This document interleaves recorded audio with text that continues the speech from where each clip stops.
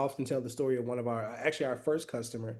It was a young lady who was a nurse's assistant, right? She was a CNA, and she had been a nurse's assistant for a while. She had dreams at one point of becoming an RN, but she never pursued them because she had a domestic violence charge, a misdemeanor on her record, from a fight years ago with her boyfriend at the time in public. And, there might have been some alcohol involved, and they were both arrested. And I guess the charges were later dismissed or thrown out.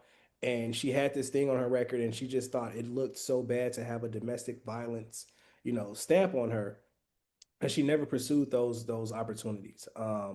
And she finally came to us for an expungement because she learned about it, and she pursued it. But it was more of a mental block. She hadn't been turned away from anything. She hadn't been told, "Hey, we got this thing on your record, so you don't qualify." It was an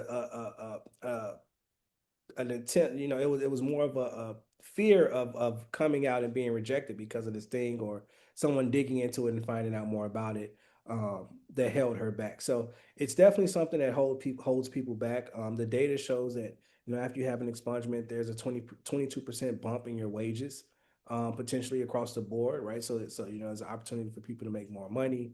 Like you said, there's an opportunity to get into better housing, which improves the lives of not only yourself but maybe your family, your children, the schools they go to. There's a ripple effect across the board.